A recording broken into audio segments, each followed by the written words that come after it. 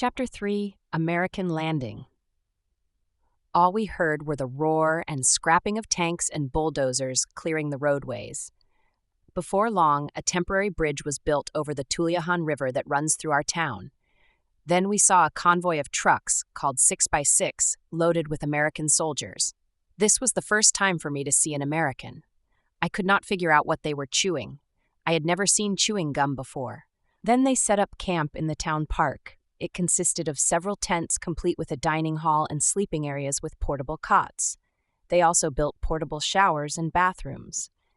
After every meal, they would pass out their leftovers. There would be a line, mostly of kids, including me, carrying 1-gallon cans, and as we passed through, the cooks would scoop the leftovers into our cans. You never knew what you would get, especially since we only had 1 can and they just filled it up with whatever. When I arrived home, my mom would sort it out. I remember getting some ham once. This was a jackpot for me. I became friends with many of the soldiers at that camp, but mostly with the cooks who I would try to impress by speaking some English words that my mom taught me. Mom also took in some laundry from the soldiers. She would accept their laundry and she would wash them in the river, dry them under the sun, and then iron them. I remember a Mr. Remlo and a Mr. Kurtz as 2 of her customers. These 2 would look out for me when I got in line for leftovers. They would make sure I got some extras. Soon the Americans left our town, and a little bit of normalcy returned. I was soon enrolled in kindergarten. My grandparents still lived with us, and we had not heard from our father. We checked with the Philippine National Red Cross and found out that he was alive. I always knew that we would see him again. It never crossed my mind that he could have gotten killed. Incidentally, the submarine that he was to go on patrol with from Australia did not return and was declared lost at sea.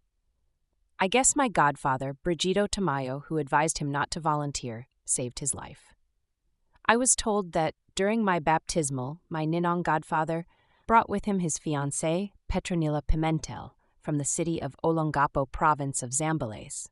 At this time, my grandfather was assigned to a church in Banlat, a town nearby, as its pastor. On Sundays, he would take me with him. I remember that my mom would dress me up in a sailor suit, and I knew some Tagalog poems which I would recite in front of the congregation before the start of the service. I would get standing ovations. After the service, we would be invited to various homes for lunch, and I remember I would be given a special treat by our hosts. My grandfather was so proud of me. During the week, he would hunt and stuff animals and birds like eagles and hawks, as he was a taxidermist on the side. He caught pythons, monitor lizards, and big birds using different traps. He also collected butterflies and preserved them in picture frames. He would then peddle his goods to the different universities in Manila, selling to students and faculty. When he returned, he would always have goodies of us grandkids. Philippine liberation and the return of my father. My mom heard an announcement over the radio telling all U.S. military dependents to report to the Philippine National Red Cross in Manila to be accounted for, so the 3 of us, accompanied by my grandfather, went to Manila to register. This is how my dad learned that we were alive. He immediately requested to be assigned to the Philippines and was lucky enough to be given orders to report to the Philippine Sea Frontier Command in Pasay, a suburb of Manila. It is very close to the waterfront and very far from Novaliches. My dad decided to purchase a house in Pasay.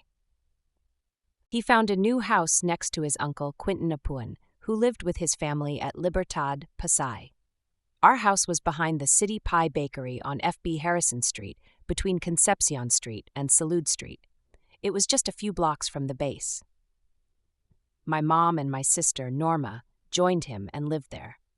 I would continue living with my grandparents in Novaliches as I was already in school. I would join them on weekends, and I still managed to make many friends there. This was the time when we would play house and actually try to cook meals. Most of the time, I found myself just playing with my sister Norma. I remember we were running in a circular motion, and for some reason I turned and met her head-on. We both suffered cuts, and my scar is still visible today. I remember also that this was the very first time I was ever spanked by my father. I did not want to sleep alone in my bedroom, and I insisted that I sleep next to them. I had to be spanked, And I can honestly say that I learned a lesson because that was the first and only time I was ever spanked by my father. Another incident that I will always remember is one weekend, my godparents, Mr. and Mrs. Brigito Tamayo, were visiting with their son, Brigito Jr. And I must have played very hard that day, as they said I fell asleep earlier than normal, and they all decided to go to the base for some ice cream. I was left behind with our maid as I was in a deep slumber. Later on, when I woke up, they were nowhere to be found. I went into a fit as I wanted so much to also eat ice cream at the base. That was the best part of visiting my parents on weekends. Some Sundays, I would be with my grandfather in his new assignment as the new pastor of a church in the town of Zapote, city of Bacoor, province of Cavite. It was the same routine. I would do some declamation, and I would be given treats by members of the congregation. My grandfather was well known for having a grandson that recited poems before the service began.